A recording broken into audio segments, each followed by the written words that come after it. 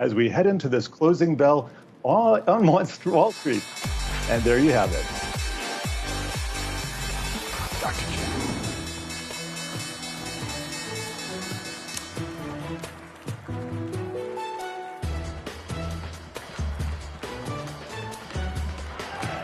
And there is your closing bell for this day. Joining us for more on the broader markets, Alejo Czerwonko. Geez, I'm sorry. I'm all over the place.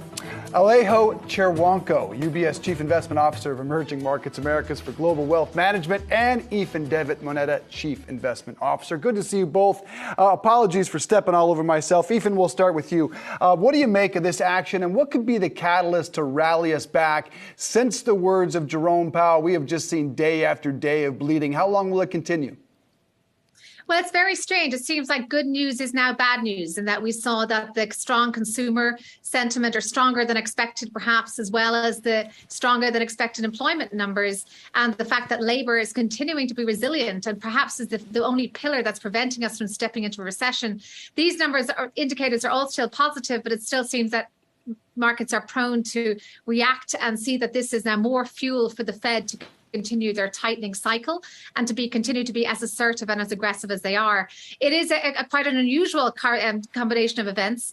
We'd see that actually this is still very positive news, despite the fact the market can't seem to look through it at the moment. We've been looking for some time at the anatomy of this, whether it's a bear market rally, is the beginning of a bull market. And what we're seeing is that actually there is considerable breadth. We saw some breadth on the downside here today, but we have seen breadth overall on the upside. That gives us some comfort, as well as the fact that we see a lot of technical factors underpinning demand for equities. So it is a little bit confusing as to why markets are reacting as they are for the third consecutive day. But overall, we see that the news is net quite good. Alejo, what do you think? Do you agree? Look, I think the trading environment is going to remain challenging for the foreseeable future. When you look at what's being priced into markets today, the constellation of expectations is pretty positive. Inflation is priced to moderate towards a level of 2.5% to 3% by mid-end 2023. Earnings are expected to continue to grow in coming quarters.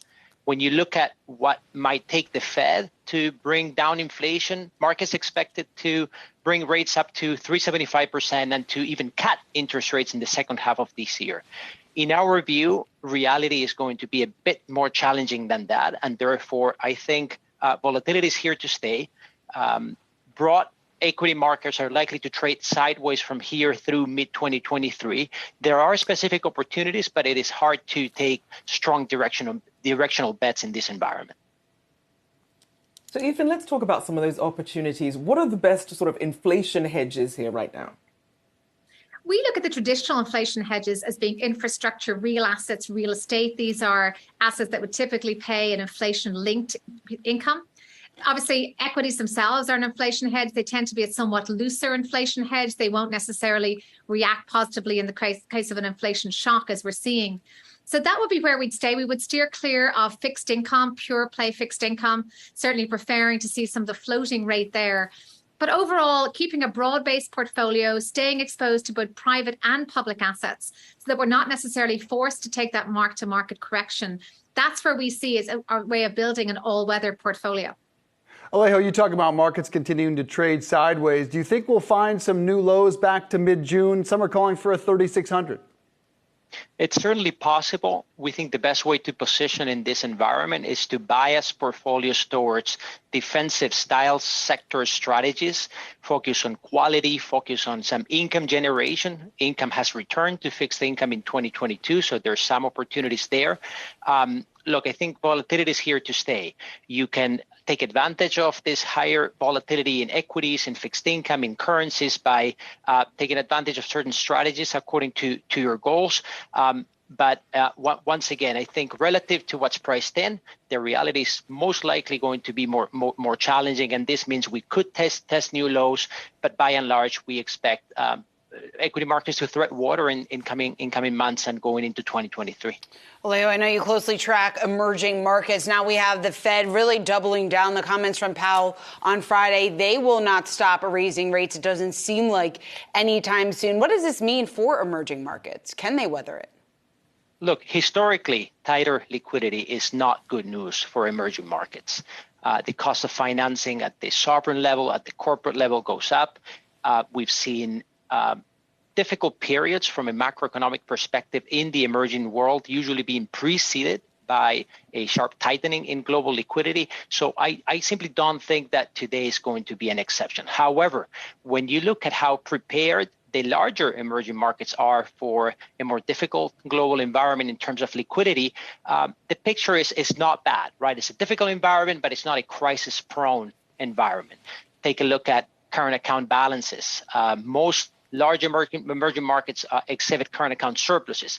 When you look at external debt relative to external assets, not a bad picture either. When you look at the proactiveness of central banks in the emerging world relative to the Fed, the Brazilian central bank started hiking interest rates over a year before the Fed. So by and large, when you're looking at Mexico, Brazil, Chile, Colombia, Peru, when you're looking at Poland, Hungary, China, Indonesia, Malaysia, not badly prepared for this environment, even though it's not going to be easy. And Aoifinn, I want to ask you about the strength of the US dollar and really the sort of domino effect that that's going to end up having on the US economy and potentially the global economy. It's a really interesting point. I'd also like to address a little bit of the emerging markets. I think what we're seeing and what really came out after Jackson Hole's speech was that we really had to throw off the guardrails in terms of what the Fed considers to be, say, a neutral rate of interest rate. We're now in this form of, we may use the abused term regime change, but the guardrails are off. Investors don't know what is a norm, what is a neutral any longer. That's why markets are this unsettled. I don't think this volatility in equity markets will persist. I think it will persist in fixed income markets because the interest rate trajectory still remains quite unprecedented in our current sort of frame of reference. When it comes to emerging markets, we have this additional uncertainty then thrust on an area that was already somewhat uncertain from a geopolitical standpoint and an inflationary standpoint. And that gets us to the testing of those institutions. The institutions were being tested, but they're still in a fragile state. And with this new regime change, it makes it look even more uncertain. And we've had to certainly very much question our emerging markets exposure at this time, just in terms of re-underwriting it. When it comes to the strong dollar, absolutely, that will have a negative effect on the US economy. It'll affect our exports. It's going to ultimately weaken our trading partners. And we are in this global economy. We need these trading partners to survive. And it's also reaching a level now that is quite out of the range of normal trading. So it is poised, we would suggest, for a correction. It certainly makes non-US holdings very hard to defend at this point, given the impact that currency changes are having on those returns. So this is a worry for us. Aoifinn Devitt, Alejo Czerwonko, thank you so much to both of you for joining us this afternoon.